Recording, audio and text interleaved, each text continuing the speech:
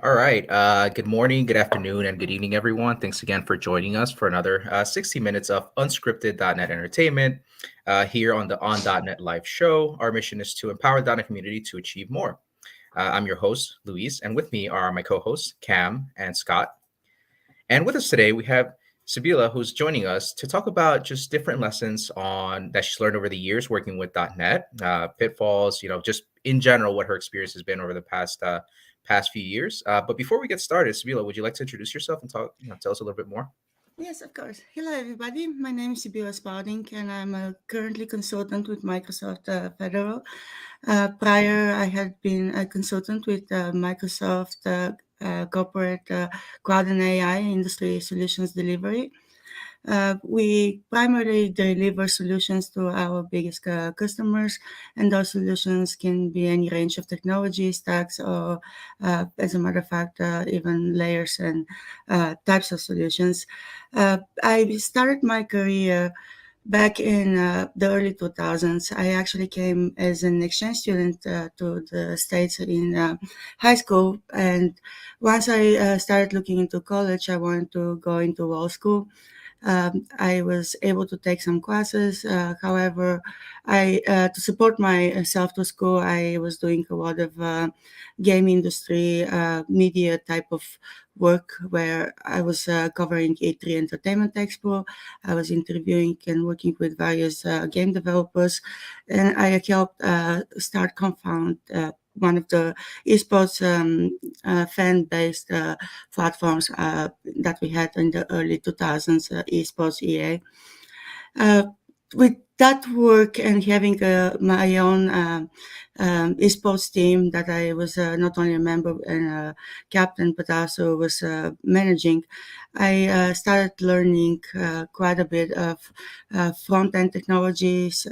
I started trying to develop a website that was used for our team's communication as well as marketing purposes and sponsorship communications. We had forums and quite a lot of history of our league participations, as well as other events that we were handling as a community. Once I figured that probably law school is out of my reach financially as a single student without a family here in the country, I basically went into the gaming industry QA, and that lasted for as long as I lived on the West Coast in California. The moment I moved to Texas, I was sort of left on my own. I couldn't find a job. It was 2005, and this is where .NET came to my life. Wow, that's quite a journey, and we're so excited to learn more over the next hour as we chat with you here. But again, before we get started, Scott, do you want to get into the related bits? Let's do it.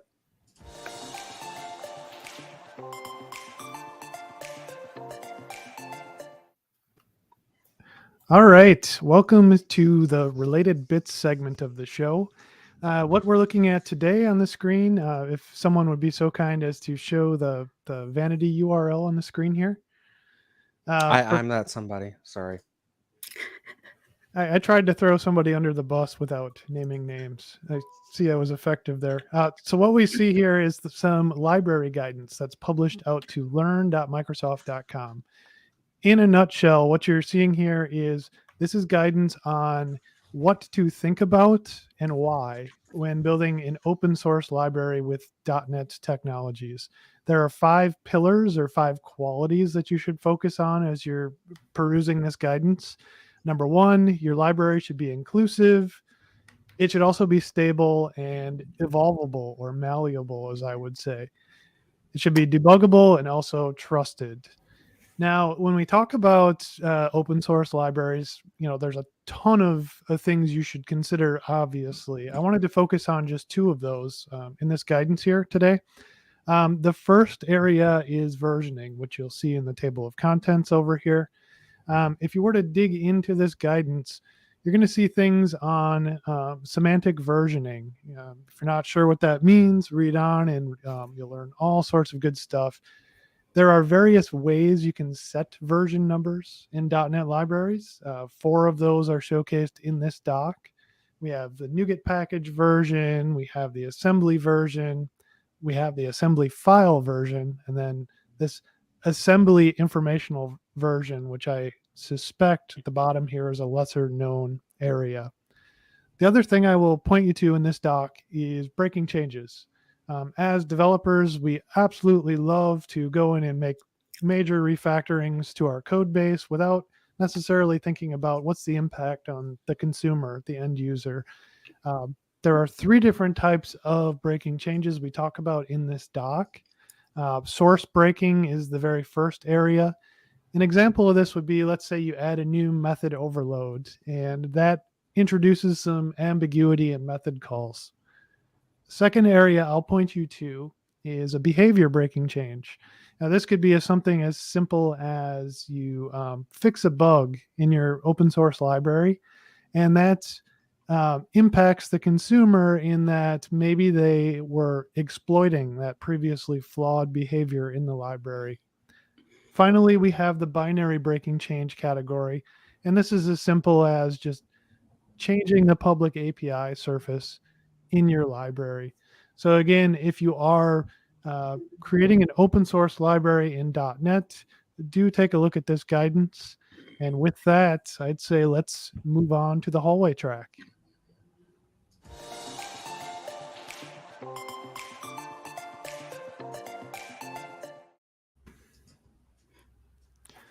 All right. So again, welcome Sibila to the show today. Super excited to dig in more to what you were describing at the beginning of the show. But I guess where I wanted to start here, you said some really interesting things. It sounded like at some point in your life you were considering law school, which is amazing in itself that you would even consider something like that. Big props to you for doing that. It sounded like, though, at some point you decided, okay, this law school thing isn't going to work out. Maybe I should look into, IT, software development. My question here is about when did you discover .NET and what was it that led you to .NET?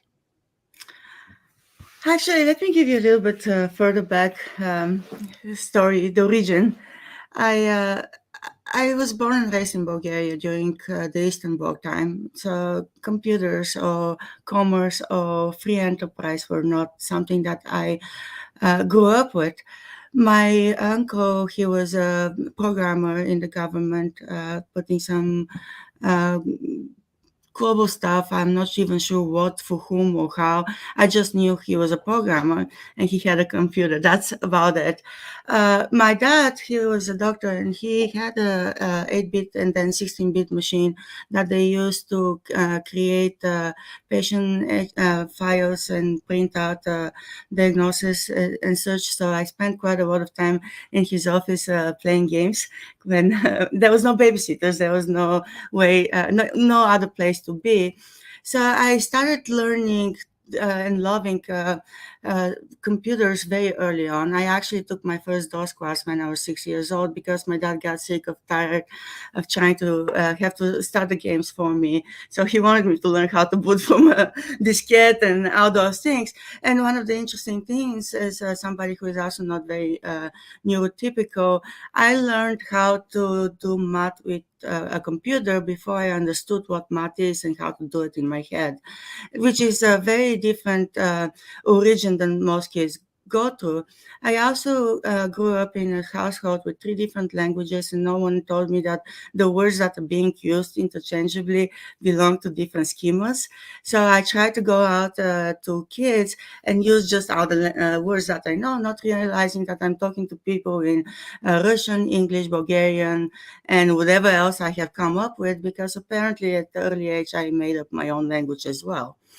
So now that being said, by 12, I had already created an app that will surprise you. It was actually using something in Norton Commander. I had no Windows. I saw Windows at 16 for first time. I used Norton Commander because that's what my dad had at his work computer, and it is all blue and pink. And before everything was so green, I had asked my parents so many times to let me go into the middle school and high school that are with computer science in Sofia so I can learn computers. And they said, absolutely not. Your calling is music. I'll explain that. Uh, Computers will just destroy your eye vision. You'll have to get glasses. Oh, it's going to be cool. And you can't make a living. It's all for games. Nobody's using them. Just you need to focus on something else. Now, the music part comes from a very interesting ritual. At the age of 1, in my culture, they put a blanket and put a bunch of objects and put the baby in the middle, and whichever two things the baby grabs, that's their calling. And I grabbed keys and money. So somebody read that she's going to be a piano player. So I had a piano player in my room my entire life, not a computer. And my mom in my 20s was like, hey, you know what? Maybe that keyboard thing was meant to be a computer keyboard, not a music keyboard. But it didn't hit them until like 10 years after the fact. I was very passionate about computers because it allowed me to reach a level of safety and kind of like clandestine operations in my household. My mom was really good going through my um, diaries or pocketbook, phone books. And she was after something. Said she was after something, and I didn't know what, but she didn't know how to turn on a computer. So I made a program that held a file for all my friends and where they lived, what grade they are. I even left a little square in the top left for a picture. And my dad asked me what that square was there for. And I said, picture. And she's like, how are you going to get a picture to a computer? I'm like, one day somebody will figure it out. I'll be ready. He helped me secure it. He put a static password on it. It took me about breaking into cybersecurity to realize the hack there. Let me, my daughter, I'll help her secure the form, put the password, but I know the password so I can go and get it at any time. So that was a really great experience as a kid to go through because I did what I wanted to do, but I was learning as I was going. And I wasn't scared. I wasn't doing it because I wanted to succeed in career. When you come out from a high school or even during high school or school, kids are told that there's a one correct path that they have to choose and that they have to follow. And my theory, especially after 42 years of living around in this life, is that even before we are born, when our DNA is formed based on our history before, on our parents, on our makeup, on our script, our internal source code, we have certain things that we need to achieve and learn through our lifetime. And that never spans one career, that never spans one field. You go and you seek and actively seek those interactions, be that with human, be that with technology, learnings, movies, readings. You, all your life, you grow. The moment you learn the things that you need to learn, you move on to the next thing. And I think this is where .NET framework is such a big driver in my life because it allowed me to go from different areas, from different industries, from different points of the software lifecycle and attack different problems and learn and get bigger pictures, get more experience. And I never felt too far away from home. With other languages, I actually started with PHP and MySQL. Uh, Maybe from web technologies, actually, GeoCities deserves the credit first. When I came to the States, as I said, the law school was because my parents were not happy with computer science. I actually, in high school, did pre-law, but I signed up to other computer science classes, and I helped out the labs and everybody else in my class pass their TS classes. So I always knew that maybe if I go into law, it will be entertainment law, and that's what I pursued in Santa Monica College to go for entertainment law, because I wanted to stay close to technology, and I wanted to bring certain capabilities that were that I just see are going to be needed in the future when the law and regulations and compliance start meeting technology. From that perspective, when I found GeoCities, it allowed me to just focus on how do I show something to the end user. I didn't have to learn how the internet works, so that there's a number of layers, what layer 1, 2, 3, 4 is. I just had to learn how do I put a nice website out there, and it's still out. I have to one day find the link in the Wayback Machine, but one of the things that it allowed me to do is discover Amphi-Java, which turned into JavaScript later on, how to make this water in pictures move like water. And it helped me see computers in slightly different way and in a more social way, because before it was more in a personal way, how do you do things to help you. Now it was more how do you use computers to help each other, help a community, create a community. With GeoCities, I chose to write a bunch of HTML tutorials and publish them in master games and get more people excited. That led to certain people asking me to build their little GeoCity websites for their team or for their photography studio, or for create a little poster for the book group in Los Angeles, New York Times. And all this helped me just learn the bits and pieces from each direction. When I finally needed a job because I was unemployed and homeless, I had something to fall onto that I'd never really thought I would be able to break into. Wow, there's so much to dig into there. As you were sharing your story, I thought, is Sibila me? Because at some point in my life, I found myself in the same spot. Now, I too found myself tinkering with GeoCities and Angel Fire back in the day. And while other kids were out riding their bikes or, doing stuff that other normal kids would be doing, here I was trying to get a dancing baby on a web page to share with the internet, or putting a scrolling marquee on the page just to show this, this page is in a constant state of flux. So it's cool to hear similar people sharing that story. Yeah, I miss the Go ahead. GeoCities phase, but yeah, certainly for a lot of folks sort of my age and my peers, it was MySpace. They had a very similar concept, right? You modify the CSS, HTML, and you make that space yours, and you share it with others and build communities around that. So yeah, Now, Louis, I have to tell you that if you can go find pictures of what GeoCities was, the backend, because I need to mention that this is a very interesting journey that we started.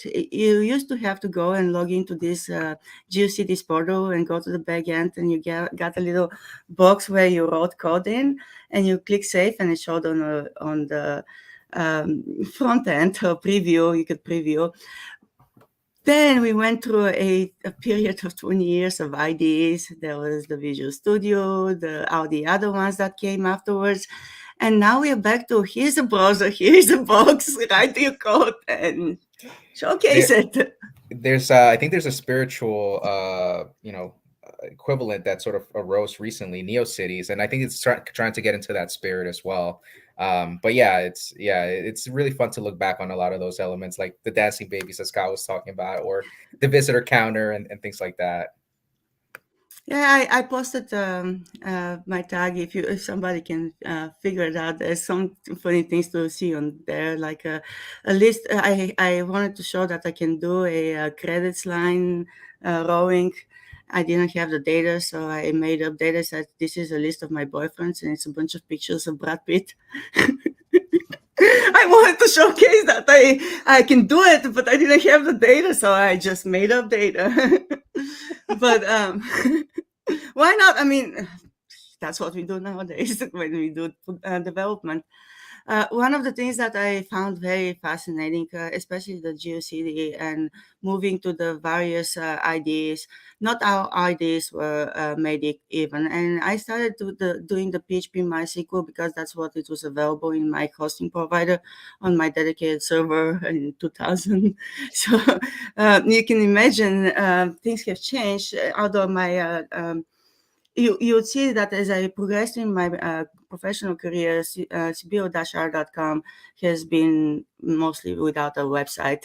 The moment I started working in web development, the first time I had issues with an ISP and I had to move it and all those things, it just there was no time anymore for that. I'm actually working on bringing something else, but this time is going to be a little bit bigger and more involved, so it's taking me a little bit of time to bring it. However, one of the things that I have to share is the journey is not as straightforward or as easy or as intuitive when you're on the other side. So I was lucky enough to get married to somebody who was a Microsoft certified trainer in networking and sys administration. And I had experience with the front end technologies. I had gotten 1 year or so experience with .NET, ASP.NET, the front end and middle tier in an e-commerce provider. And then because of certain things, I met my husband in that company, and I just wanted to move away before we started having uh, connections. It's a small company; it wouldn't have made sense to pursue anything while together there. So I went to CompUSA, who was classic ASP store. I spent quite some time while in CompUSA trying to argue to put .NET, and actually we had .NET consultants from Microsoft who owned part of CompUSA at the time, I think 4% or something like that. They had sent consultants to tell us the same thing, 6 months of overviewing of all the systems and code to make our e-commerce director feel comfortable that .NET is the more secure, better way to go than classic ASP. So I started learning quite a bit around that effort, and I did do some applications that involved backend, but not enough to call myself a programmer. And I could be honestly say that when I opened one of the books that I had to take for certification, there's quite a lot of things that I didn't know that I'll mention in a second. But CompUSA one day went out of business, and we didn't know, we didn't see it happen. But 2,000 people one day notified that they have no job. And going from classic SP to back to .NET for recruiters meant that I have completely forgotten everything about .NET in less than a year. While doing .NET as well, but that's completely different. So 6 months of saying, oh, well, you had some .NET, but that classic ASP, man, if you only had more recent .NET experience. And I tried to explain, I better tested Visual Studio 2005. I can fix any problem with the IDE that your team sees. I can help you convert your code to be standards compliant with the new HTML standards. No, it didn't matter. And what happened was I found this boot camp, $5,000, 7 days. And in 7 days, you go through this book, this book, this book, and one more, but I couldn't find it. And as you can see, they are all actually used and with pegs. And in 7 days, you take 4 certifications. Day one is .NET Framework 2.0. On day one, at 8 o'clock in the morning, I didn't know what a loop is. I knew I had done them. I just didn't know because nobody told me this is what that is. I didn't know how the number of type of integers or how the primitive versus other types. None of those. Oh, especially when you start talking about what is in 62, in 32. I mean, in 16, 32, and 64. Like with ADHD and dyslexia, all those numbers. So We paid Spila, five. did I Yeah. hear you right? So you got through all 3 of those books in a 7-day period. That's Plus one amazing. more book, 4 books. Wow. So I And remember I took my very first job it was VB.net at the time. And this was back in, I think, 2004, 2005. Very similar approach. I actually went to a Borders bookstore when those were still around. Got a .NET book off the shelf. I believe it was published by Rocks. And that's how I learned .NET, just completely yeah, self-taught. But now I feel like a slacker because I got through maybe one of those books that you showed, not 3 or 4. Yeah, I man, had a stack. I had no I was just gonna choice. say I had a stack of Microsoft Press certification books just like that when I was working on my MCSE certification. But there's no way I could have gone through all that in a period of a week. Actually, so this is why the fourth book is not here. It's the Windows Phones development. And I just completely didn't open it because I knew that I was interested in the web development. I knew there was the future. What happened is we paid $5,000 to go to a boot camp in Chicago. They put us in a room at 8 o'clock in the morning and didn't let us leave until 8 o'clock in the evening. Everything was done there, eating, and afterwards we were asked to go and work in teams that I still actually communicate with my team from 2007 on LinkedIn to go and practice tests and study group. And the way it worked is it's just a non-stop information and there's no skipping.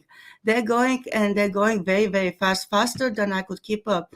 At 3 o'clock in the afternoon, I called my husband, knowing that we just spent $5,000, knowing that in the next day I have a certification and I don't understand half of the words that are coming at me, especially the abbreviations. So my husband was like, okay, calm down, because of course I'm crying. At this point, I'm so overwhelmed. And I'm like, I can't do it. I can't. I don't know how I thought I would be able to do it. I'm just a front end developer. I know HTML. Maybe I tinker a little bit with ASP, but I have no idea what's going on in these books. And my husband told me something like, just calm down, put your Microsoft hat on.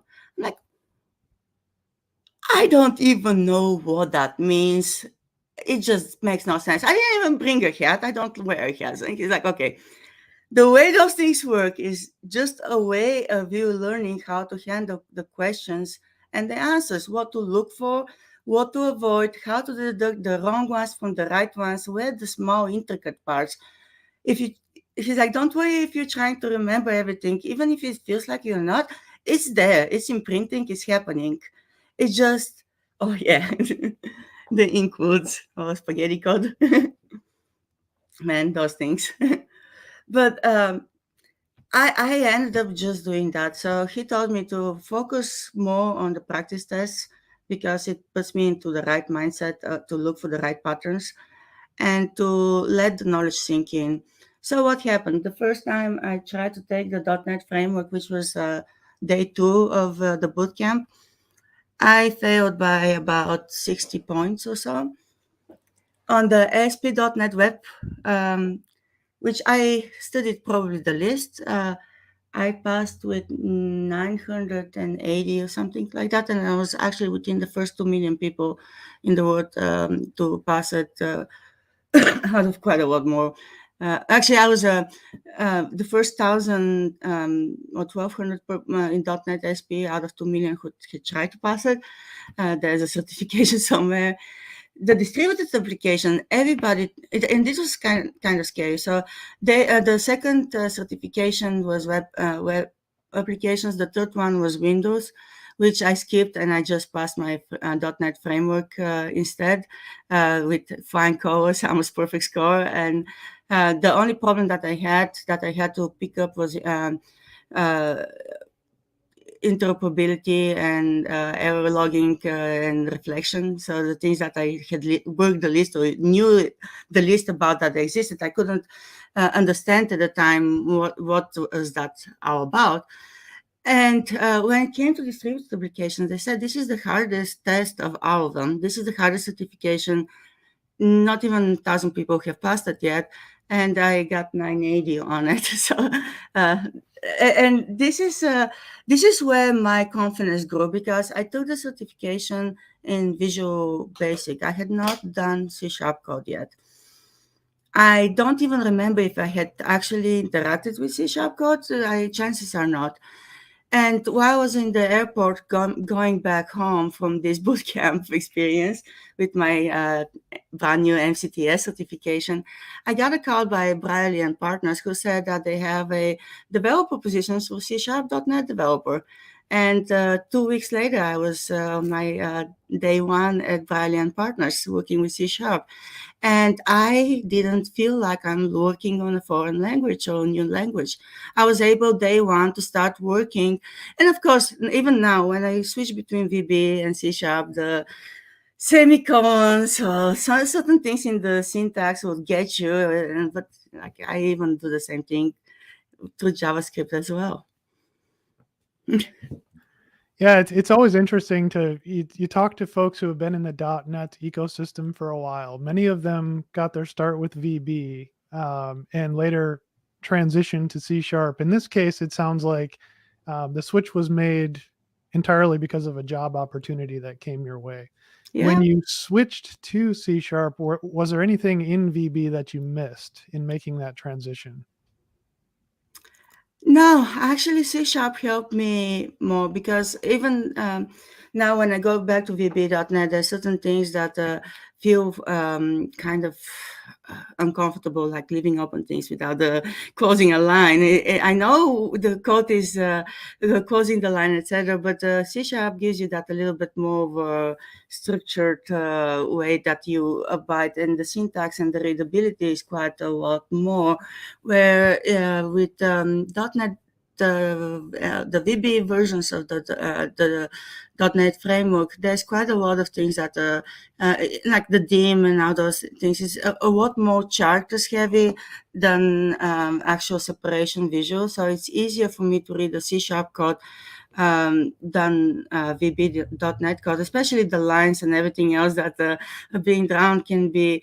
At some point, they could be a good marker, but it doesn't feel natural to me. C# feels a lot more natural, and I fell in love with how intuitive C# is. It's fast, it's intuitive, and it's versatile. It helps you also keep a lot closer to JavaScript, to Java, to all the other languages that are coming, that are following similar schema as well.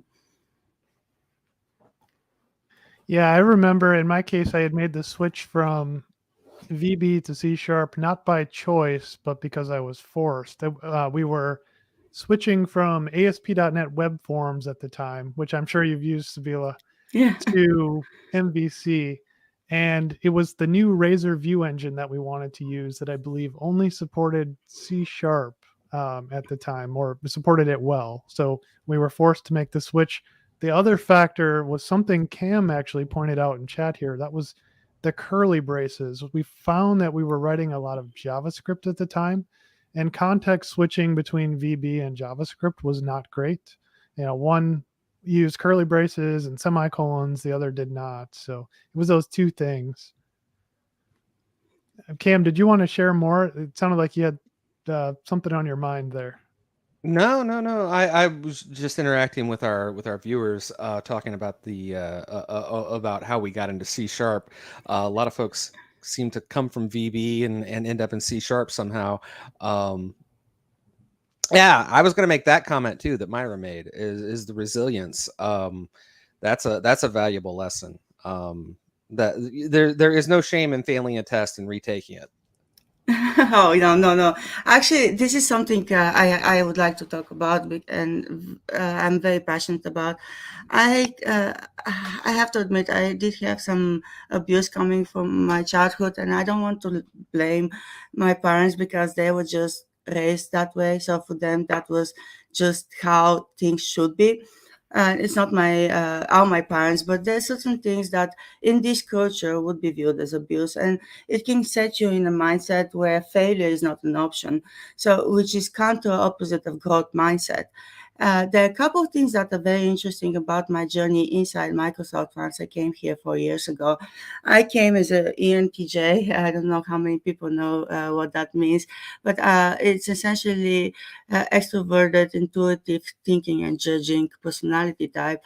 within the training and everything else, corporate culture, growth mindset, etc., I had to do some personal growth as well, because I was always expected to receive the best grades, and nothing that I did was good enough. For my parents, they would sit and give me examples of other people, how they did, even if they're doing probably not as well, or comparison the same kind of, but they'll constantly um, uh, trying to show me how others are better to make me want to be better, which is probably not the best way to do, because eventually the kid starts thinking, well, maybe I'm just not good. Everybody else is better than me. But I also got quite a lot of encouragement of, oh, you're so smart, you can do better, all those things. And I felt that when I got a 5, which is your very good, I think here it's your B grade. When I got a 5 in school, I felt like I failed, even though that's the second highest grade. When I was modeling as well at one point early on. I modeled from age of 14 till 18, and I worked with Paco Rabanne.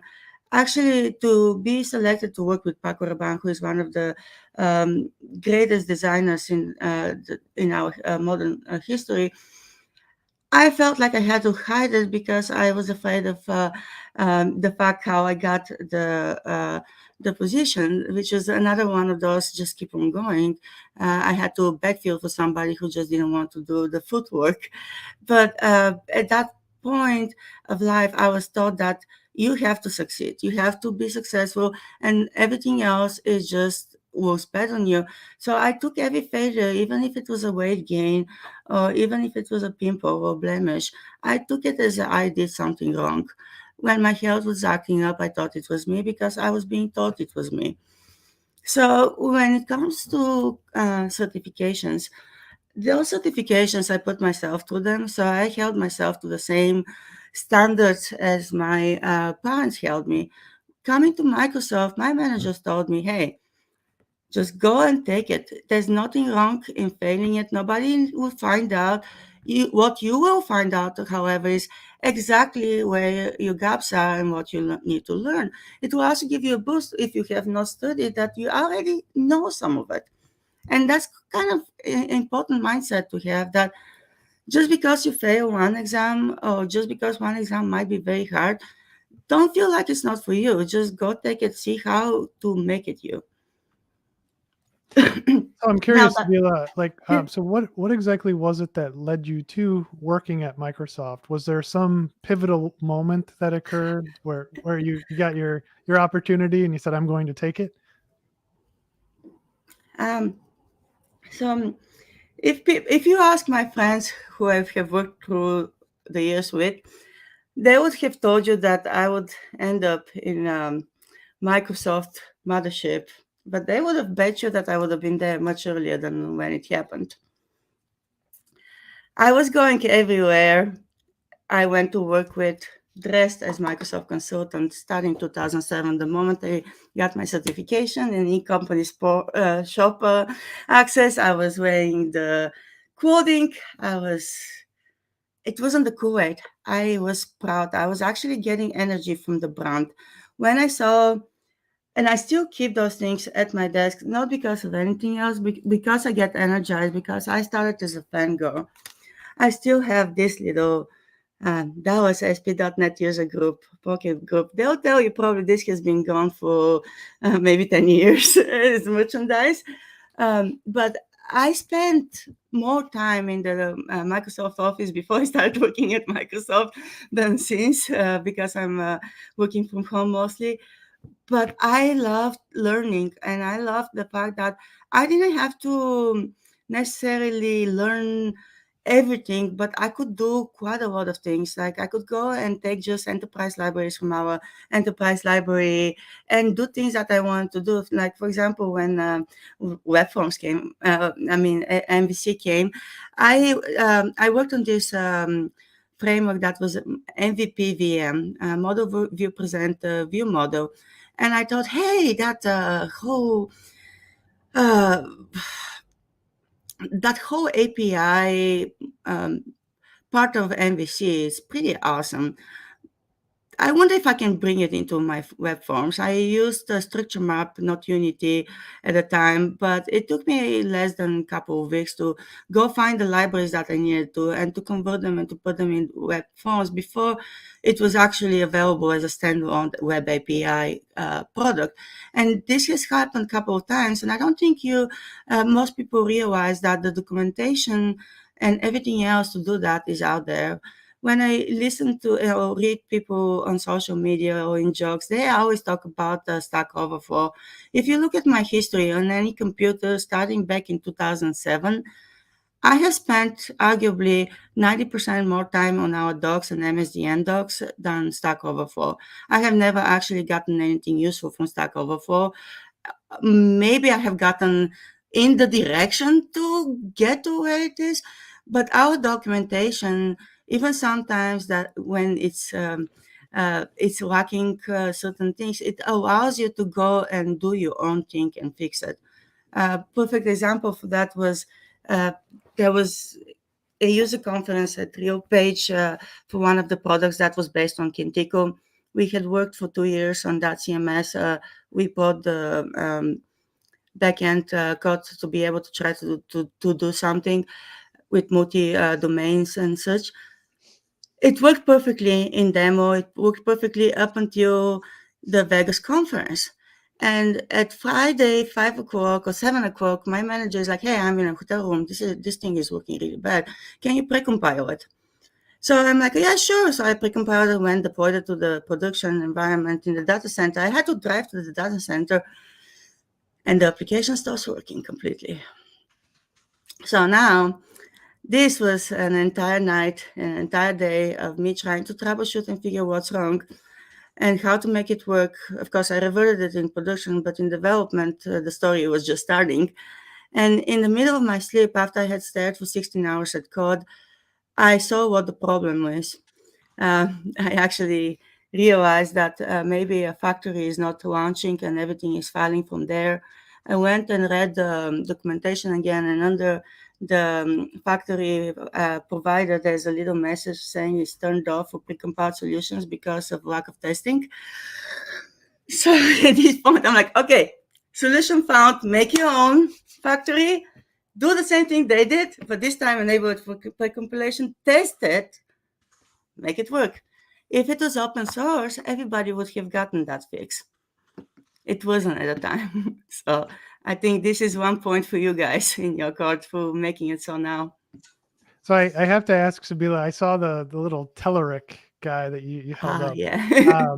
Yeah, I've been to Sofia, Bulgaria twice. Beautiful, beautiful area. Love Bulgaria as a country. The Shopska salad is a wonderful thing. If I could recreate that here, that's all I would eat. But I can teach you. I'll give you the recipe. You can make it in 10 minutes. I know. So David Pine is also in chat. He has spoken at the DevReach conference, as have I. It Hey, David. seemed like this is something I wanted to ask you about since you have those Bulgarian roots. Can you talk a bit about the .NET community in Bulgaria and what influence that might have had on your career? Yeah, I can definitely. So when I left Bulgaria in 98, Telerik, I don't even know if they were around yet. Interestingly enough, I grew up one block away from them in Drvenica. So they're literally my neighbors. And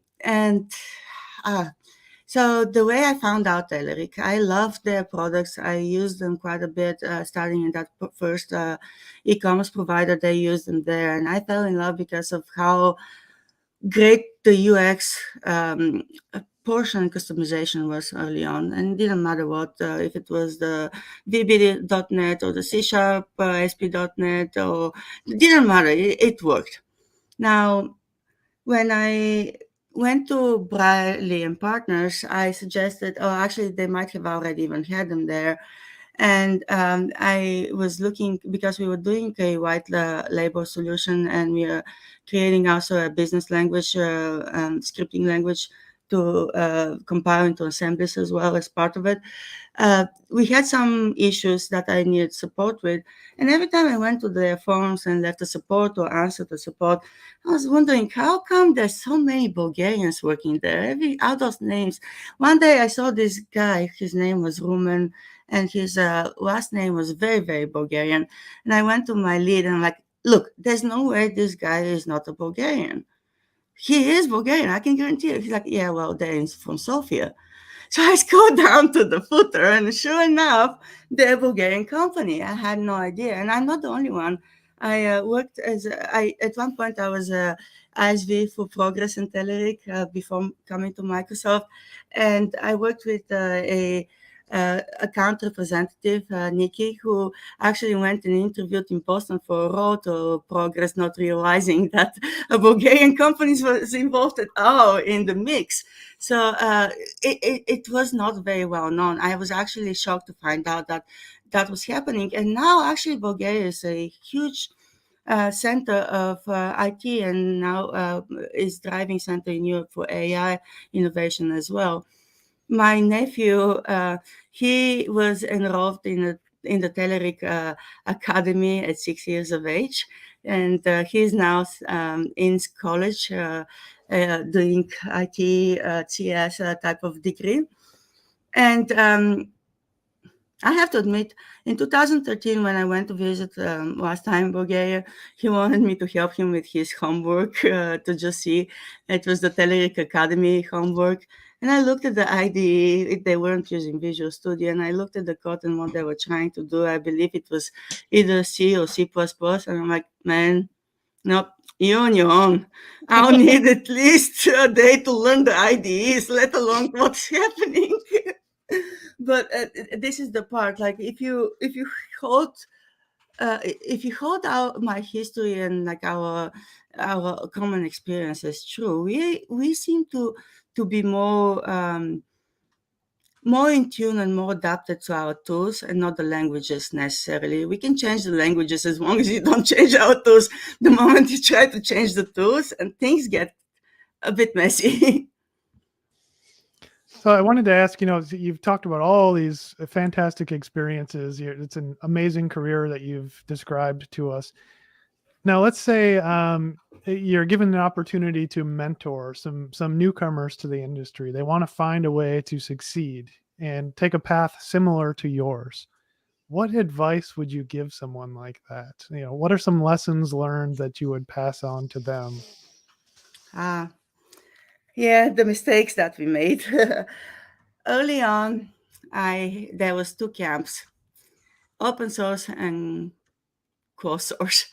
And I joined the wrong one because I felt at the time, and probably it was correct at the time, that you needed a little bit more structure and you needed somebody to support you in your journey behind. And open source felt a bit convoluted. It felt like it's a good thing, but it also didn't have. There was one little thing. I'm sorry, I'm not trying to make a political joke, but in the early 2000s, there was a poster that said "Open source is communism."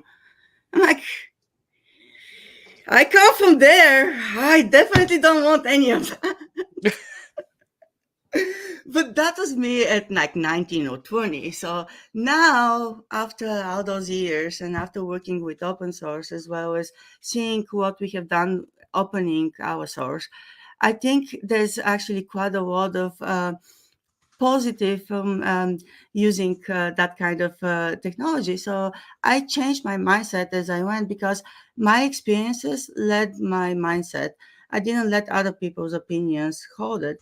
Early on, I was getting involved in all those debates. Is it Mac or PC? Is it .NET or is it PHP? Is it this or that, JavaScript or Flash?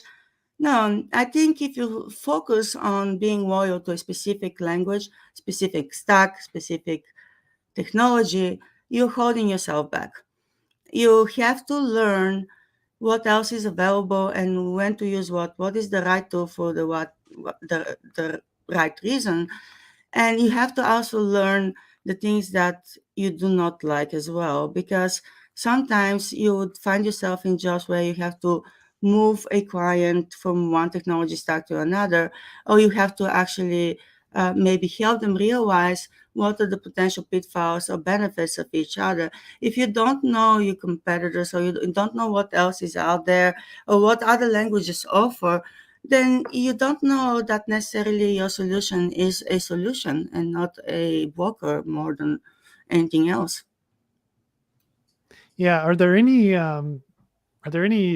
tech stacks or frameworks, anything like that that you've used throughout your career that you decided, yeah, that's just not for me for whatever reason? Yeah. So quite a few. I had issues with going back to console because I like the visual part. So when the GitHub adoption came, I feel that probably I wouldn't have been able to be successfully, yeah, adopted and doing DevOps or build and change management have it not been for Visual Studio. I tried Resource, I tried others, but Visual Studio and Visual Studio Code are the only ones that made things for me a little bit more um, easy to understand. Because when you're going through just the command lines as such, you might understand what's happening, but you don't feel safe. You don't get the feedback. You don't see the things, the changes. You're leaving things into things that you have to handle in the back of your head. Where with the tools that we have in hand, you can exactly see what's happening and what you're committing to where exactly, and be able to easily switch and avert. And I know that psychological safety is very important in our field. We should feel okay to be able to experiment and have errors and such. So it's not so much that I was afraid of the errors. I was just, it's easier, more intuitive to work that way than opening source tree or doing just command line Yep. alone.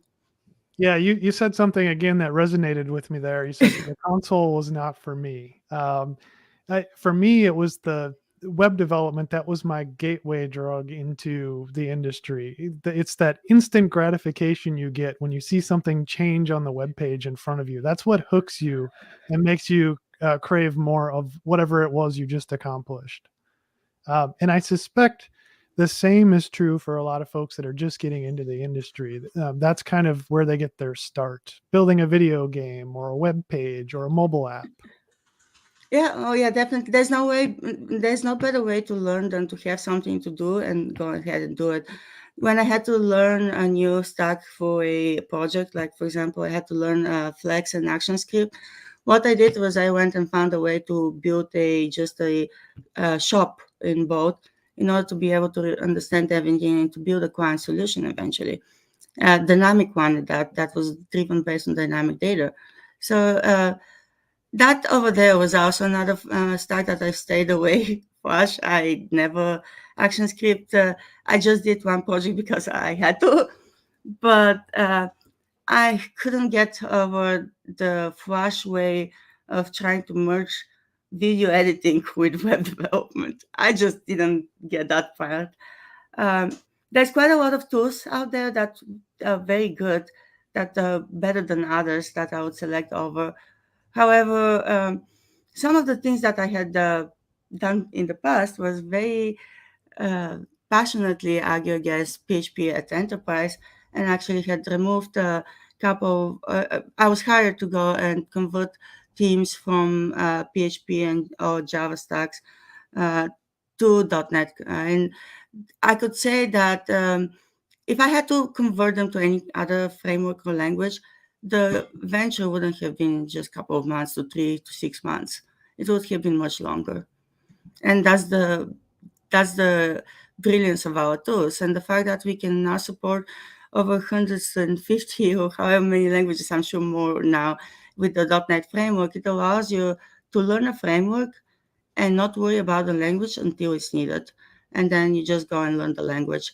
What I also advise people is never say that you're the expert or you know everything about something, because things change so fast that if you haven't touched a framework or a language in more than 6 months, it's changed. It's gone. You're probably in the middle. You have to know how it changed. You have to know what is gone. You have to know how to support the change in order to be able to say that you're able to use it the same as you did before. Any new features and new capabilities, you have to learn all over.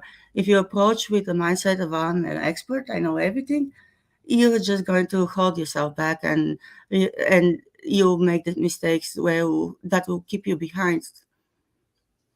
Yeah, I 100% agree with what you said there. So Cam has this interesting quote he put in the chat. The only true wisdom is in knowing you know nothing. Um, I I think it's important to maintain that growth mindset approach to everything. As soon as it's my opinion that as soon as you put yourself into that fixed mindset position, that's when learning stops. Sure, you might call yourself an expert and maintain that fixed mindset, but as the product continues to evolve and best practices evolve, the industry as a whole evolves, can you really call yourself an expert? There's always going to be some corner of the technology that you know very little about. As someone who's invested almost his entire career in .NET, like yourself, Sibila, I can tell you with 100% certainty I am by no means an expert. Yeah, no, I'm not either. And the things that I was an expert at one point, the moment I stopped doing them, it becomes, and it's more like a subject matter expertise than an expert, because again, there's no way you know everything about it. And another great quote is, those who has all the answers has not been asked all the questions. I think that's one of the other aspects. We might think we know everything, but we not be exposed to a big chunk of it. And that happens in our layers of technology. Every time I venture outside of layer 7 and into down to the layer 2, layer 3 areas, I'm like, oh my God, it's magic. Yep. So I've got about 3 minutes remaining. I wanted to ask one final question. So you've told us about your journey, and you've now joined Microsoft. Is there anything here at Microsoft that you've learned from, and because of that, you've changed your approach to how you do your job? Yeah, so I have learned quite a lot of things. The growth mindset and the customer success, I had some of that, but I wasn't as comfortable with it. My personality has changed quite a bit, and I think that's thanks to the training that we get, as far as being more feeling or more perceiving, etc. When it comes to tools, gotten I've always been good at finding the right people, even when I was outside of Microsoft. Scott Hasselman will tell you, or Matt Christensen. I was the crazy lady who's like, "Hey, help me! It's broken. I've been trying to fix it for a few days. Please, I need your help." And they've always been great. They've always been great helping me, even though they're busy. And feeling coming to the inside Microsoft, I am just learning everything that I can. There's so much that is adding so fast that it's hard to keep track.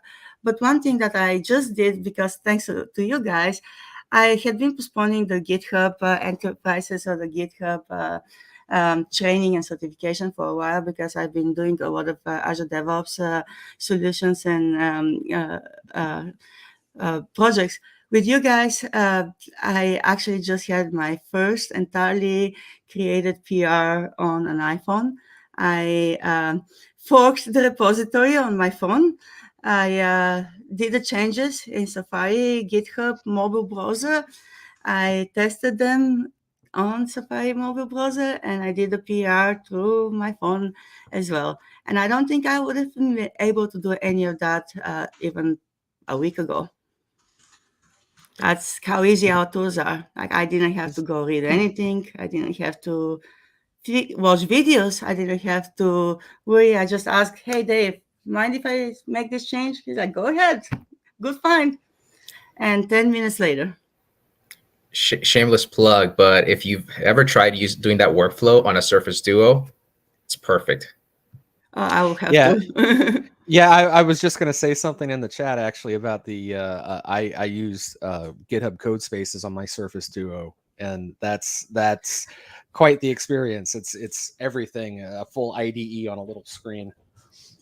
Oh, I had to develop websites for web-based browsers. So I imagine having the requirement to have the same dynamic data renting apartment capabilities as you have on iOS one, on the first iPhone as on a BlackBerry and a web device. That was one time a thing that I had to worry about, and I'm so glad I don't have to worry about it anymore. I'm glad that the technology is catching up, and hey, even my fridge right now can do more than those devices. Well, thanks again for all the conversation today, Sibila. Unfortunately, we are at time for the show. We could have easily talked for another hour. Oh yeah. Luis, do you want to close this out for today? Yeah, let's do that. So thanks again, everybody. Thanks, Sibila, for joining us for this hour here. And yeah, just everyone for tuning in and getting to hear your really, really awesome story and your career and sort of the different, sort of experiences you've had. Although that's going to do it for us, make sure to check out all the other .NET live TV streams and videos over at .net/live. And then we're going to be back next week here talking with Piers Bogan, I believe. Yes, Piers Bogan, who's going to be showing us a few things about how to build apps for Microsoft Teams with .NET. So make sure to tune in next week. And yeah, till then, see you all.